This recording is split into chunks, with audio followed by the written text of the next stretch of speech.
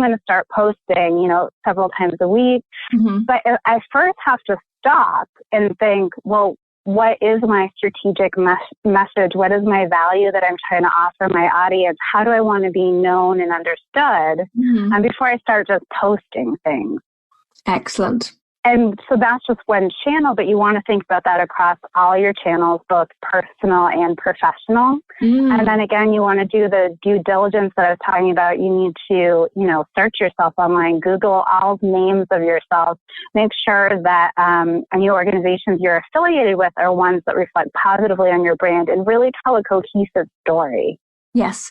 There's lots of little examples flashing in my head of, I don't know why, there's some members of the royal family in the UK there would have been pictures of them from years ago at fancy dress parties dressed in like really inappropriate outfits, but we're not going to talk about that. What I would like to talk about though is right now during this pandemic, I have seen, and I've heard other people talk about this, I have seen some business owners who are reacting in a way on their social media profiles that I don't think is going to benefit their business's brand in the long run. Mm-hmm. An example would be some people are just in flat out panic and they're panicking, or they are discussing political leaders and letting their politics come into their social media posts. And I'd love to hear your thoughts on that. And I mean, it's interesting because for years, I would never let people who were not actual close friends and family be a Facebook friend of mine.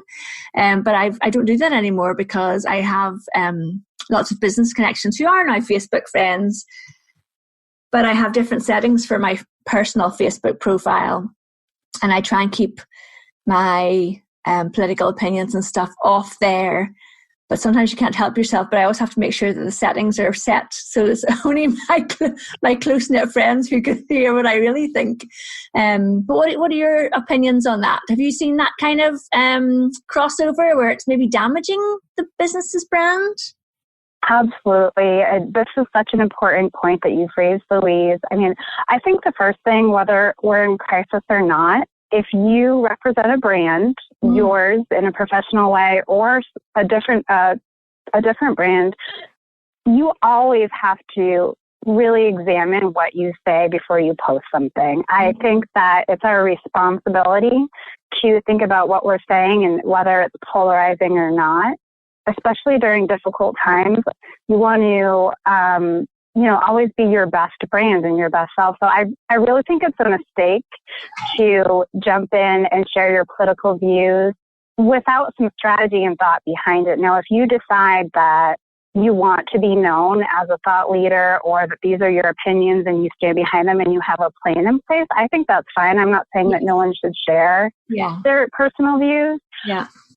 But going back to what you said earlier, you always want to make sure that it aligns with your goals for your brand when you're not in crisis. It's important to remember that even during times of uncertainty or turmoil, you are a representative of your brand, and you always want to go back to your strategy and make sure that you're intentional and you're not doing damage. So a really simple thing you can do is just write down what you want to say and then leave it. Leave it for 30 minutes, an hour, however long it takes. Yes. Maybe check in with someone. If you're a leader, this is not the time to be on Twitter just randomly sharing your thoughts because it will do damage. So true. I know. And I because I am a crisis communications professional, I can't tell you the number of things I've just honestly cringed at, all the lists in my head. I've been waking up during the night thinking about, well, how could I help this person? How could I help that person? If I had their phone number, I would. It's really hard to see these things going down and not want to share your thoughts. Yeah. Well, really fascinatingly to me, some celebrities have said, I don't mind talking about celebrities on the podcast. I know.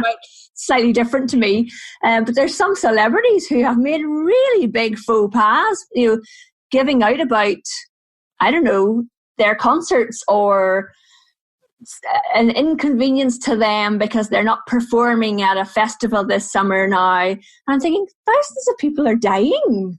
Could you please not let this just be about you? Yeah, there's two good points there. One, let this be a lesson to all of us to remember later down the road that social media is very dangerous to your brand. Yes, you can build your brand in a very interesting and authentic way.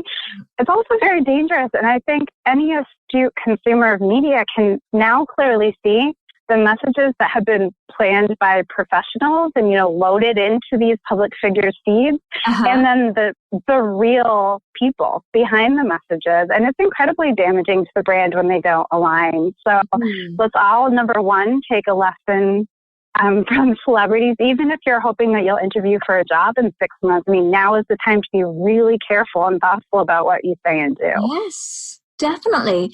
And even the things that people are sharing, if there's a news article that goes out about something, like a business has had to close, locally a business has had to shut and they've lost 800 jobs and it's devastating.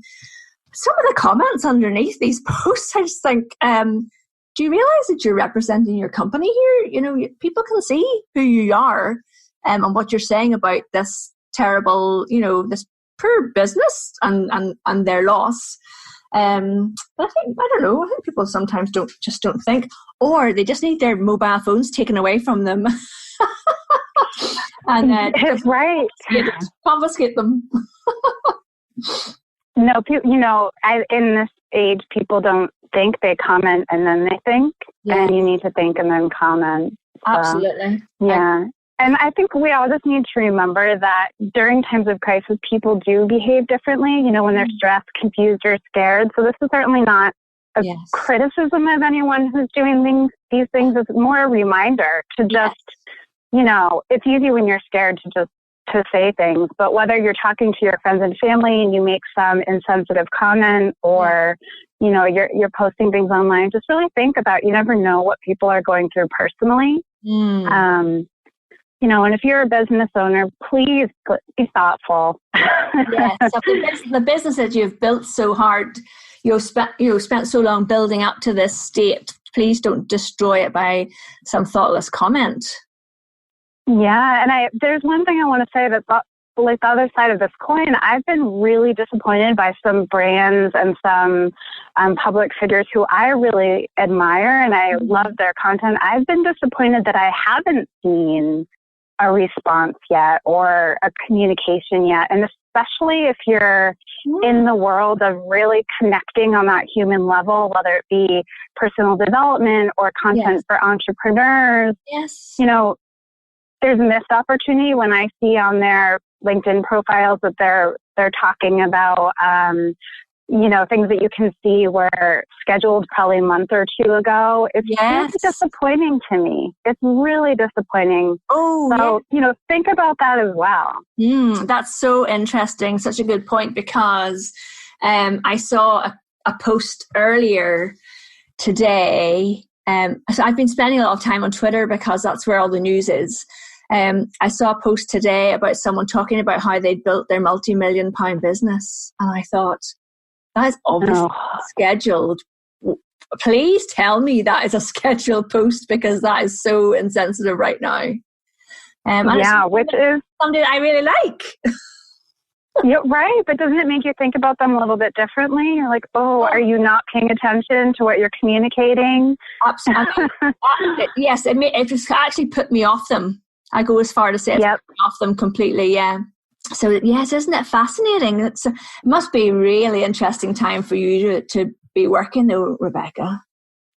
At the end of the day, I'm here to help people think about these things in a different way. So I really hope that all your listeners are thinking about things differently through this conversation. It's just so important, like I said, to remember that, this will pass.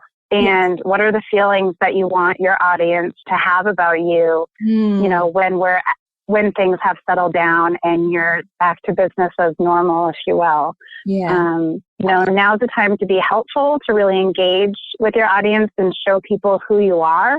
Yeah. What is your brand essence? What is your brand value? What you do and say now is going to communicate that better than any multi-million-dollar marketing campaign you might do next year. That is so true. And with that, we're actually going to wrap up because I am about to go down to my son's school to help one of the teachers learn how to use Zoom. Good luck to you and the teachers. They're lucky to have you.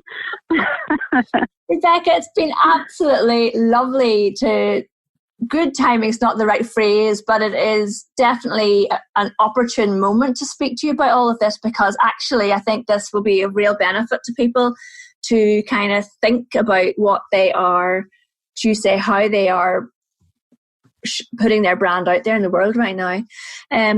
I would love for you to share with everybody how they can find out more about you and where they can find you online. Thanks so much, Louise. This has been so much fun for me. You can find me at my website, brandintentions.com.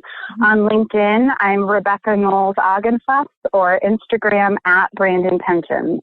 Fabulous. Listen, thank you so much. And also thank you so much for having been a client of mine. It was lovely working with you then, and it's been really lovely speaking to you again today. Thank you, Louise. You've been immensely helpful as a thought leader for me. So yeah, I'm happy to be here. Thank you. Well, you may have detected a slight background noise during that recording because I am working from home with 3 children who are, they're not toddlers, they're 9, 12 and 14. And there was a bit of argy-bargy at the door while I was recording, but hopefully you didn't hear it. Who knows?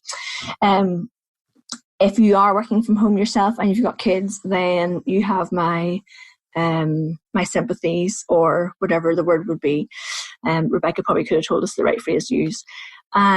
So thanks so much for listening all the way to the end. Rebecca and I worked together last September, as I said. She booked my LinkedIn profile writing service. Actually, initially she booked the LinkedIn profile review, which is something that I do where I review your profile and then I send you through 2 pages worth of actions on how to update your profile. You do the work and then you come back to me and I check it for you. And actually then Rebecca just asked me to do it for her. So I also offer LinkedIn profile writing service. And you can see that she's doing, since that time, she's done really well with her business. It's really going well, which I'm delighted to hear. So if you would like some help with your LinkedIn profile or indeed your LinkedIn strategy, then get in touch with me today and let's get your LinkedIn profile sorted out so that you can get on there and start really representing your business, connecting with people, showing your thought leadership and getting clients.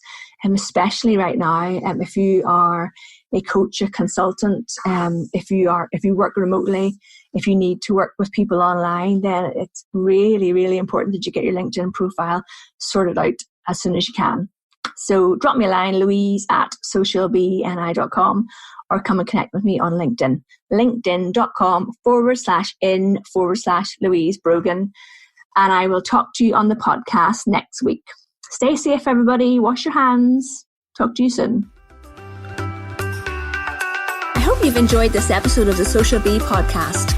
Come and join us over at www.socialbni.com and let's start creating a buzz about your business. And if you like what you hear, please pop over to iTunes and leave me a review. I'd really appreciate it. See you next time.